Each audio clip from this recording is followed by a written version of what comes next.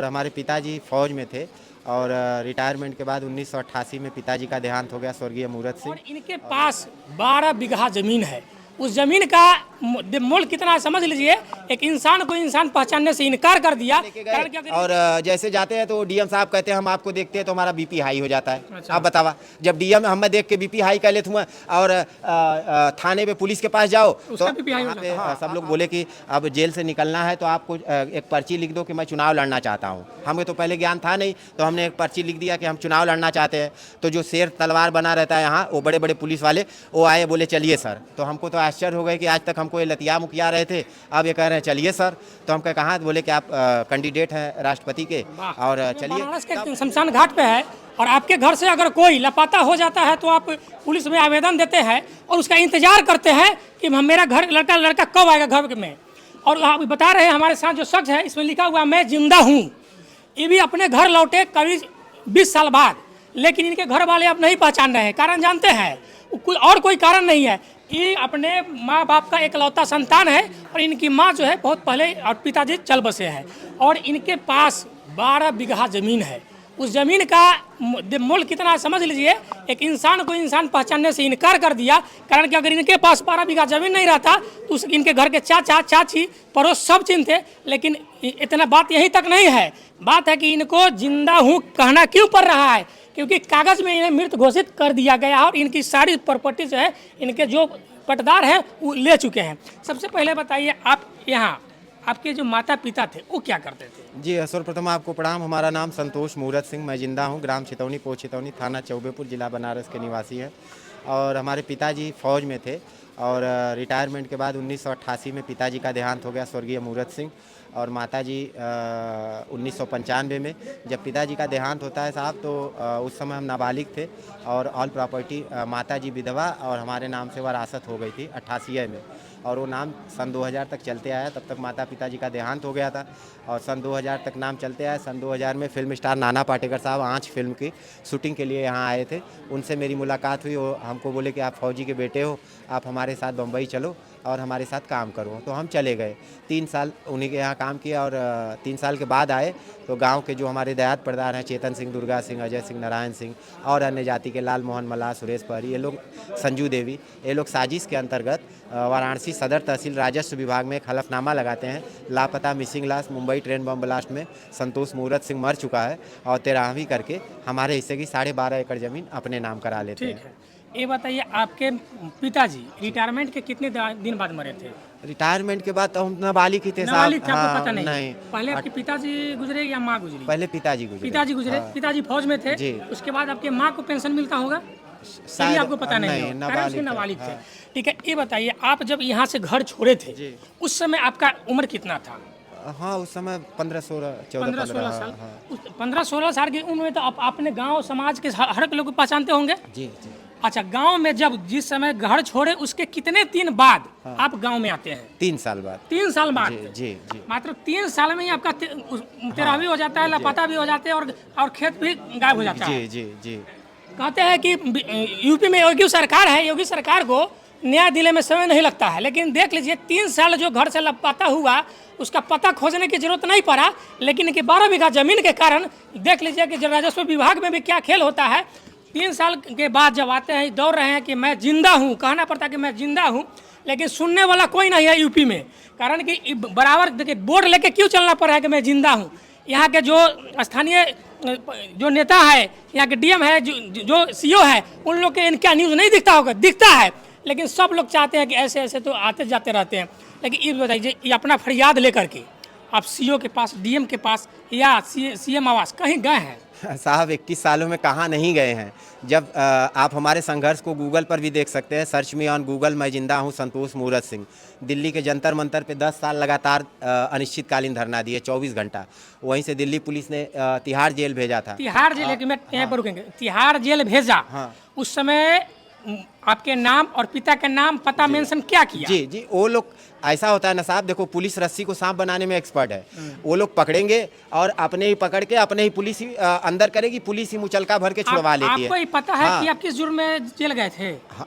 151 जो बोलते हैं ना शांति भंग वाला जो शांति होता है। हाँ, भंग, तो आप उसमें नाम आपको दर्शाया गया होगा ना? नाम दर्ज किया, उन्होंने मुझे कागज भी दिया। ठीक है। अब बोले अभी कागज लेके जाओ कोर्ट में लड़ो। ठीक है। अब बतावा 20 साल 21 साल तक हम ऐसे साबित करत हो गया। अब नहीं, कोर्ट में लड़े बदे हमारे लगे वकील कहाँ, पैसा कहाँ, हमें खाएगा पैसा ना था, हम वकील कहाँ से रखब साहब। हम वो बात नहीं हाँ, कर रहे हैं। हाँ। आपको पास कागज दिया, हाँ शांति भंग करने का आरोप लगा। हाँ आप उसमें, आपका नाम संतोष है? जी। पिता का नाम क्या है? मूरत सिंह।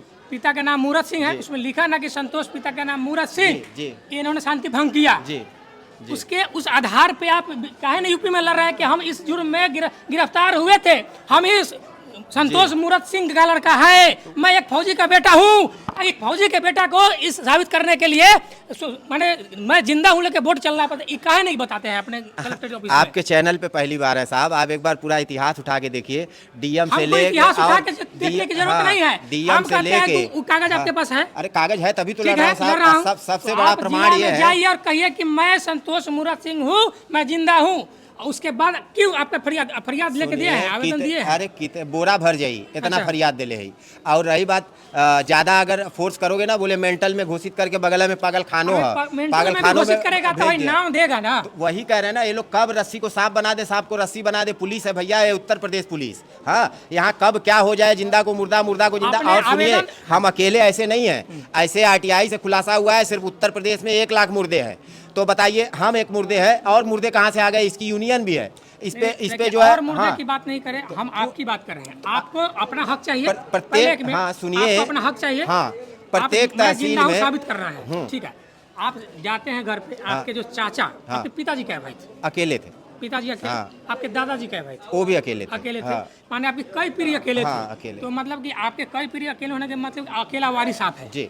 लेकिन आपके पूर्व पटदार होंगे, वो आपके जमीन हड़प ली। जी। तो आपने आवेदन दिया, तो आपके आवेदन पर क्या कार्रवाई होता है? कुछ नहीं हो रहा है। अभी पेपर में छपा था दैनिक जागरण में कि एनएचआरसी ने जो है कि तलब किया है डीएम को हमारे प्रकरण में मानव अधिकार। अच्छा। तो वो भी हमें जब पेपर में छपा तब मालूम पड़ा है, हमें आज तक डीएम के ऑफिस से या किसी ने संपर्क नहीं किया।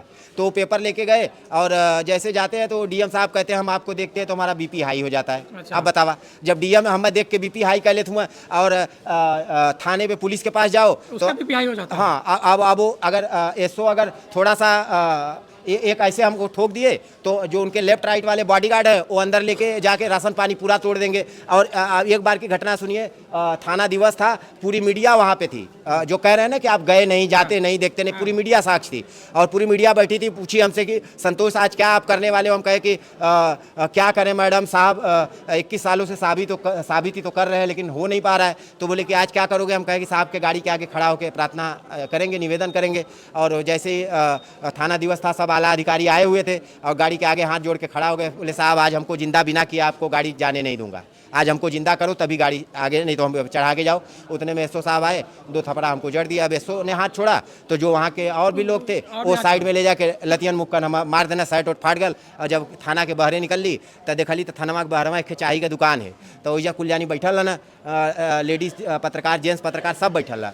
तो बोले कि देखे साहब मैडम पिटा गए, ये लोग ऐसे ही करते हैं, मरे को मारते हैं लेकिन जिंदा नहीं करते हैं, लेकिन कोई बात नहीं आप लोग न्यूज़ चलाइएगा। तो वहाँ से मुझे रिप्लाई मिलता है कि सॉरी संतोष आप 2 स्टेप पीछे रह गए, मतलब ये न्यूज़ नहीं चलेगी। अब बतावा, खस्सी जीव संग चल गल, खवैया के स्वाद ना लातो खा गेली, मारो खा गेली, साइटो फाट गल और ओकरे बाद कहाँ 2 स्टेप पीछे रह गिला, चलबे न करी।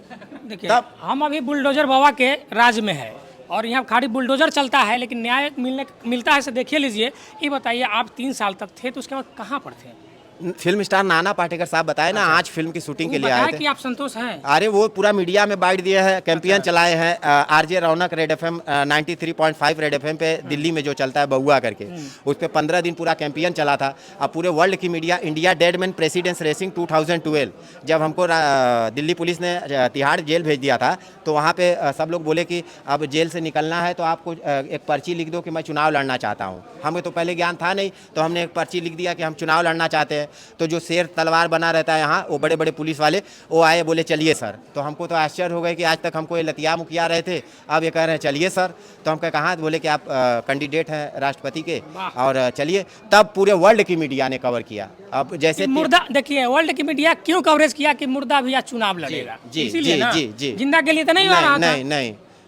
तो ये बताइए, अब इतना प्रकरण होने के बाद आपका खाना खुराकी कैसे चलता है? कुछ नहीं साहब, ऐसे शमशान घाट, कब्रिस्तान, मंदिर, मस्जिद भटकते रहते हैं। अभी जैसे शमशान घाट में मुर्दा जलाने कोई आया तो अब मुर्दा जला लेंगे, जब बाहर निकलते हैं तो पानी वानी पीते हैं सब, ऐसे मिठाई या कुछ ऐसा खाते हैं।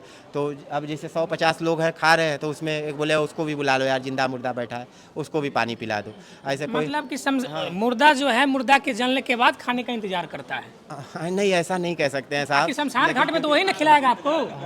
इंतजार आप शमशान घाट में तो वही ना खिलाएगा जो कोई ना कोई अपने सबको घर के बाले को लेके आता है, जला के जाता है। तो कुछ जगह की प्रक्रिया होता है कि कुछ खाया जाता है, उसमें भी आपको खिला देता है। मानवता, हाँ, इंसानियत के नाते 10-20 रुपए दे भी देते हैं। देख लीजिए बुलडोजर बाबा के राज में क्या होता है, एक आदमी ना खाने के लिए मोहताज होता है और केवल जब प्रचार होगा ना, उस समय बड़े बड़े सेलिब्रिटी आएंगे और कह देंगे कि ये छाप है, उस पर मुहर लगेगा, लेकिन नाना पाटेकर, प्रियंका चोपड़ा कह देंगे कि ये संतोष है, तो इसका लोग बात नहीं मानेंगे। ये बताइए, अगर आपको लोग कोई मदद करना चाहेगा कि आपकी इस हालत को देख करके, तो कैसे मदद करें? जी, हमारा एक जगह साहब प्रूफ है, वो उसी प्रूफ को लेके हम लड़ रहे हैं कि अगर हमारे पास ये प्रूफ है, अब जैसे हम जिंदा हैं तभी आपके चैनल पे इंटरव्यू दे रहे हैं।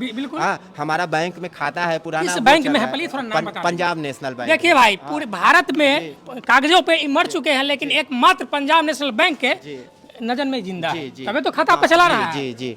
तो वो हमारा गूगल पे नंबर है साहब। बोल दीजिए, हमारा गूगल पे नंबर है 9769483265 पे आप 10-20 रुपए का थोड़ा मदद कर देंगे तो हमें जिंदा रहने में बहुत बहुत आभार आप लोगों का। देखिए, इनके लिए आप क्या प्रतिक्रिया है आप कमेंट बॉक्स में बताइए, और ज़्यादा से ज़्यादा वीडियो शेयर करिए ताकि बुलडोजर बाबा के पास पहुँचे और उनका जो यहाँ कितना न्याय कितना बढ़िया चल रहा है, ये भी उनको देख के समझ में आएगा कि एक जिंदा आदमी अपने मैं जिंदा हूँ लेकर के भटक रहा है। नमस्कार।